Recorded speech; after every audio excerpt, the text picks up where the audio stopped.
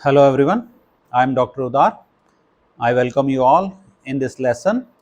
Our motto is that simplify math and amplify life. So in this class, we would try to simplify further concepts in the number theory, and our next concept is LCM. Last time we had covered questions on GCD.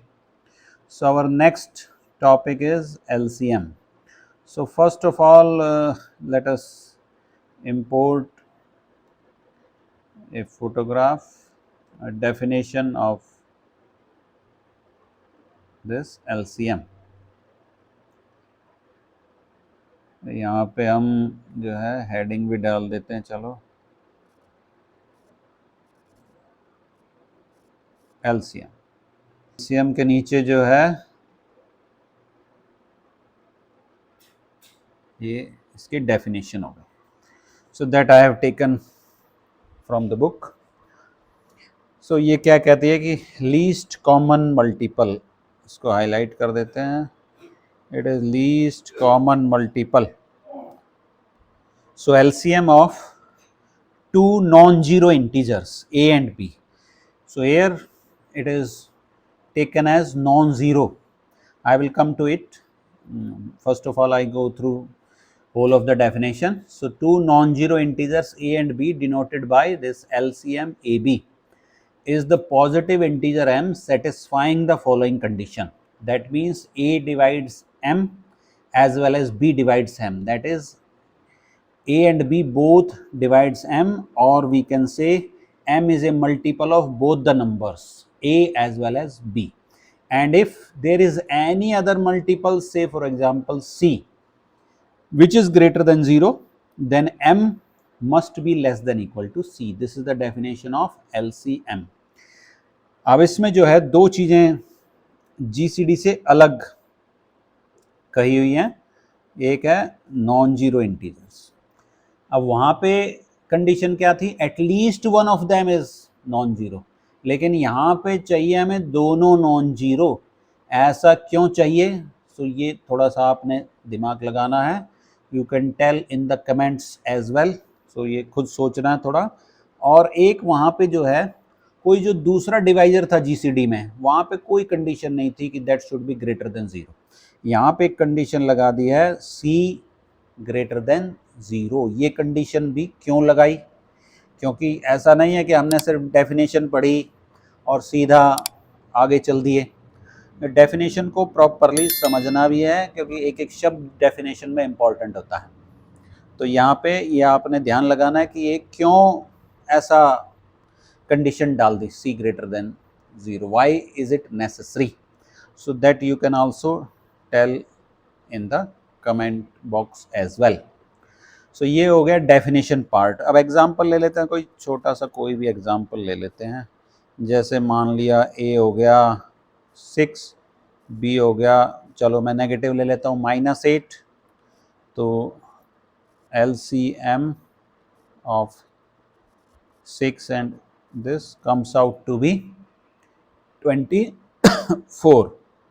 You can check it out by taking their multiples, and then out of the positive multiples the least one you can consider.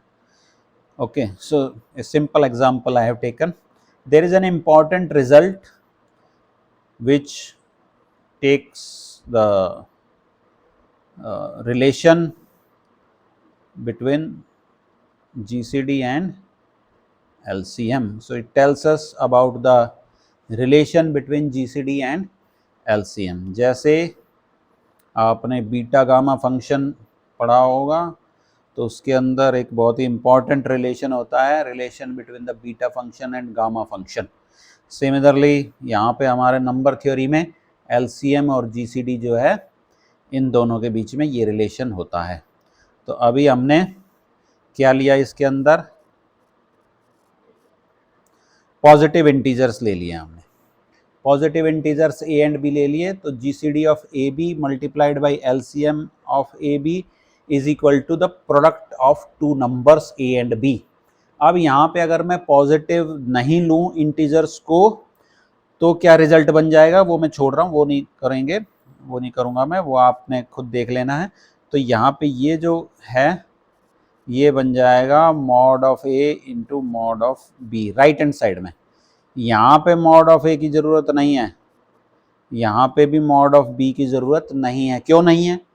Again आपने brainstorming करनी है अपना कि क्यों यहाँ पे mod की ज़रूरत क्यों नहीं है, why only on the right hand side. Okay, तो अगर कोई भी लेंगे तो ये रिजल्ट आपका आ जाएगा, बट यहाँ मैं पॉजिटिव ले रहा हूँ तो इसलिए मॉडुलस की ज़रूरत है नहीं।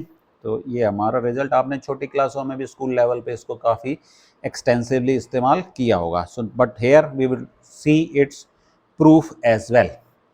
तो मान लिया जो है, लेट डी को जो मैं ले लेता हूँ GCD of A and B, A और बी का जो है GCD हमने जो है वो डिनोट कर दिया डी से।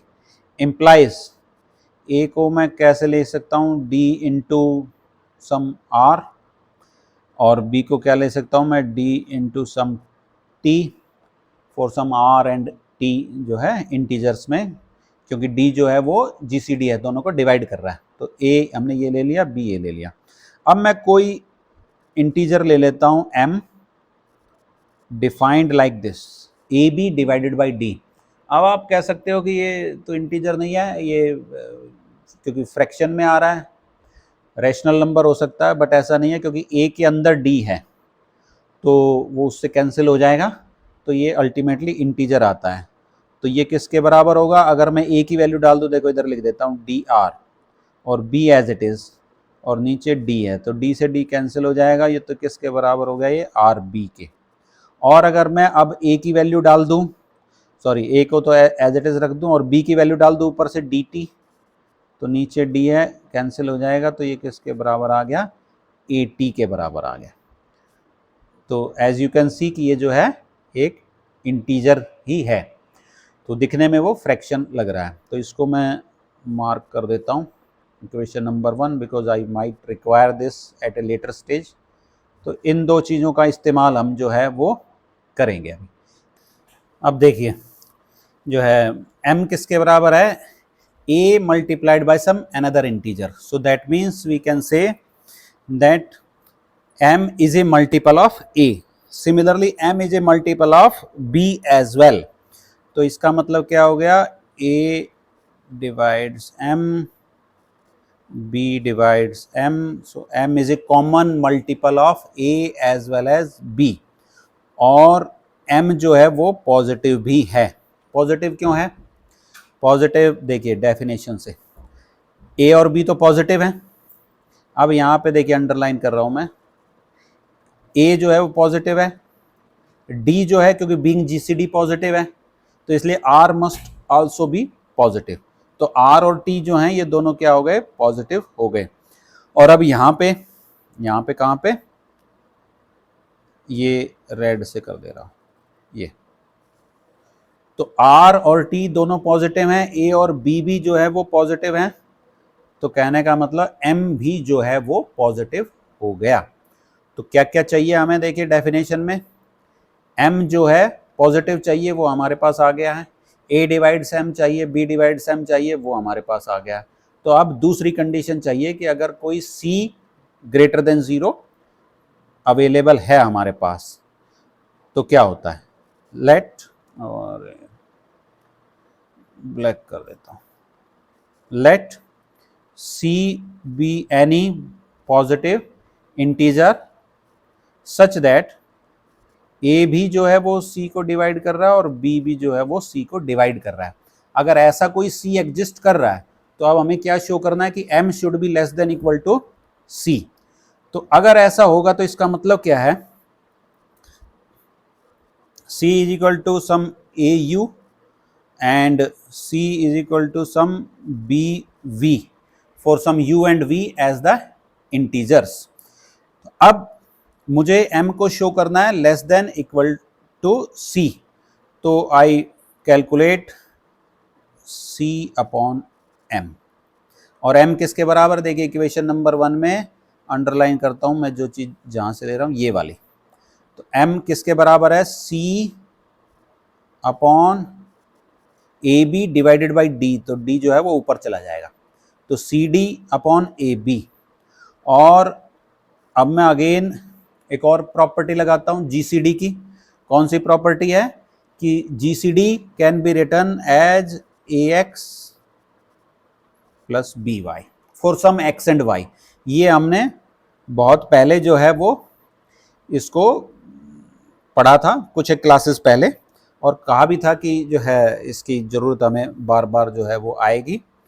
तो d को मैंने ऐसे लिख दिया और डिवाइडेड बाई ए बी, इसको ज़रा ब्रैकेट में लिख देता हूँ, because d is equal to A X plus B Y for some X Y belonging to Z.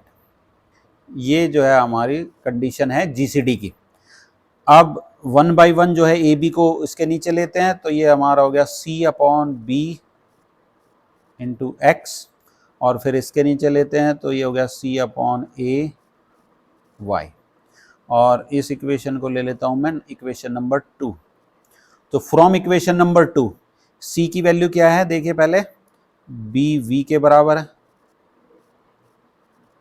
और c की वैल्यू किसके बराबर है, a u के बराबर है। तो ये क्या आ गया हमारे पास, V X plus U Y which is an integer, implies c किसके बराबर है, m times V X plus U Y. So कहने का मतलब c is a multiple of m। तो यहां से क्या हो गया, m डिवाइड c, और डिविजिबिलिटी की प्रॉपर्टी एक हमने और बिगिनिंग में पढ़ी थी। तो अगर ऐसा है, दोनों जो हैं वो पॉजिटिव हैं, m भी पॉजिटिव है c भी पॉजिटिव है, और m डिवाइड c है, तो इम्प्लाइज क्या हो जाएगा, m is less than equal to c। ये हो गई हमारी डेफिनेशन की दूसरी कंडीशन। तो यहाँ से क्या हमें पता लग गया कि इसका मतलब क्या हो गया, implies m is nothing else but LCM of A and B। अब देखिए ये जो m हमने यहाँ लिया था इक्वेशन नंबर 1 में, कहाँ पे लिया था, अब रेड से करके दिखाता हूँ, ये वाला, ये हमने m लिया था कि इसके बराबर है AB अपॉन D के बराबर, और ये हमने शो कर दिया कि m जो है वो LCM है। तो अब m की जगह मैं LCM लिख देता हूँ, नीचे जो D है इसकी जगह मैं GCD लिख देता हूँ। तो ये क्या आ गया, इसका मतलब m की जगह में हमने LCM लिख दिया, it is equal to a into B, और d की जगह पे मैंने लिख दिया GCD, और बस अब GCD को इधर ले आते हैं, तो imply GCD of AB into LCM of AB is equal to a into B. ये हमारा प्रूफ हो जाता है इस थ्योरम का। जो रिजल्ट तो हमने काफ़ी पहले भी इस्तेमाल किया है, बट आज हमने इसका प्रूफ भी देख लिया। और इसी से रिलेटेड एक कोरोलरी लिख देता हूँ मैं, वो डायरेक्ट है बिल्कुल, इसमें कोई वो नहीं है कुछ भी, लेकिन कई बार हमें जो है इसका सेपरेटली इसकी ज़रूरत पड़ जाती है इस कोरोलरी की, इसलिए उसको मैं यहाँ पे मेंशन कर देता हूँ कि for any choice of positive integer A B, LCM of A and B is equal to AB if and only if GCD is equal to 1। बिल्कुल डायरेक्ट फॉलो हो रहा है फ्रॉम द थ्योरम, बट इस result का हमें specifically कभी कभी किसी क्वेश्चंस में जो है इसका इस्तेमाल आ जाता है। So with this we end today's class, और नेक्स्ट क्लास में हम जो है पढ़ेंगे बहुत ही important topic, that is Euclidean algorithm. Till then take care, thank you.